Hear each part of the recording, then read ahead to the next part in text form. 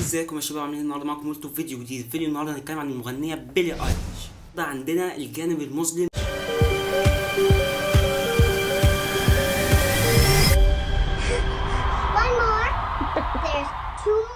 تعرفوا عنها ان هي فنانه برايفت، يعني صعب تجيب عنها معلومات. بيلي ايليش بايري بيرد اوكاني.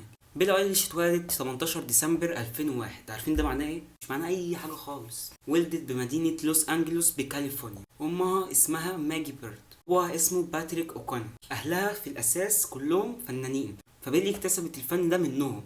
ابوها باتريك مثل في فيلم ذا ويست وينج، ايرون مان، وفيلم اسمه باسكت. أمها ماجي مثلت في مسلسل اي لاو، فيلم كارب يور انثيوزيازم، وفيلم ذا هيكس فايل. أخو بيلي الكبير لعب دور كبير في نجاحها. جيميس عمره 26 سنة وهو في الأساس ملحن، وكان في فرقة اسمها ذا ديسلايتلي. طلع في مسلسل مودرن فاميلي، وطلع في مسلسل جلي، وطلع في فيلم لايف انسايد اوت. أهلها ما دخلهاش المدرسة وفضلوا إنها تدرس في البيت هوم سكولينج عشان يعلموها الموسيقى في سن صغير. احنا قاعدين دلوقتي بنشرح اصلا حياة بنت من عيلة فنانين، يعني مرتاحين ماديا، لكن هنوصل للجانب المظلم دلوقتي. بيلي كبرت على اغاني الراب بحكم مغنيها المفضل كان تايلر ذا كريتور، وقالت ان البوم تايلر اللي عنوانه جو بلين هو اللي جسد شخصية بيلي ايليش. غير تايلر كانت بتحب إيسا بروكي، لانا دوريه، وتموت على بريك. عارفين لما كان عمرها 8 سنين اهلها دخلوها جروب لفرقة في الكورال.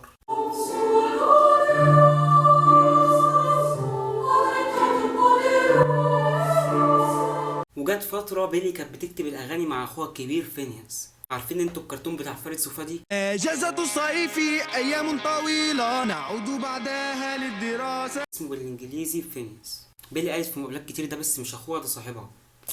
أغلب الوقت كان فينياس هو اللي بيكتب الأغاني، وكانت بيلي بتيجي تاخد الكلمات وتخليها حزين.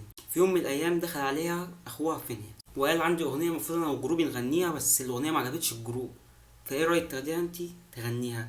الأغنية دي كانت اوشن ايز. أغنية اوشن ايز هي أول أغنية تعملها بيلي ويجي لها قبول كبير من الناس. لما الأغنية بقى انفجرت جالها أكتر من عقد موسيقي، لكن بيلي فضلت انتر سكوب ريكورد. بعدها نزلت أول ألبوم بعنوان دونت سمايل ليت مي، ما تبصليش، هي بتكلمك انت. بعدها الأرقام الأغنية زادت، فضلت تزيد بطريقة غبية، وبقت المسلسلات زي مسلسل 13 reasons why بيستخدموا أغانيها. في 2019 نزلت ألبوم بعنوان When We All Fall Asleep Where Do We Go، وخدت المركز الأول في البيلبورد، وكسبت يا جماعة 4 جراميز في ليلة واحدة. يعني ازاي؟ شوف انت، هالاند خد دوري ودوري الأبطال وجايزة أفضل لاعب، كل ده بيلي عملته في يوم واحد. كل ده وكان عندها 18 سنة بس. بيلي ايليش من زمان من صغرها كان نفسها تبقى مشهورة، بس دلوقتي وصلت لدرجة ان هي مش عايزة الشهرة اصلا. هي بتحب الجمهور وبتحب المسرح بس بيلي نفسها ترجع لحياتها العادية. ليه بقى؟ عشان دلوقتي ما عندهاش خصوصية. طلعت في مقابلة قبل كده بتقول انا اصلا ما بفكرش اطلع من البيت. في 2020 مدير اعمال بيلي ايليش اداها جدول الحفلات اللي لازم تعملها، واتصدمت من كتر الحفلات اللي عندها. 36 حفلة في 4 شهور. ده غير ان عمرها ساعتها كان 19 سنة بس. برغم انها شخصية مهمة وبتجيب ارقام بالهبل، بس لحد دلوقتي بتحب جاستن بيبر. يعني تخيل هي اوقات بتنزل اغاني بتجيب مشاهدات اكتر من جاستن، بس برضه لسه بتبقى ده قدوة ليها. كانت مهووسة لدرجة ان اوضتها كلها كانت صور لجاستن بيبر.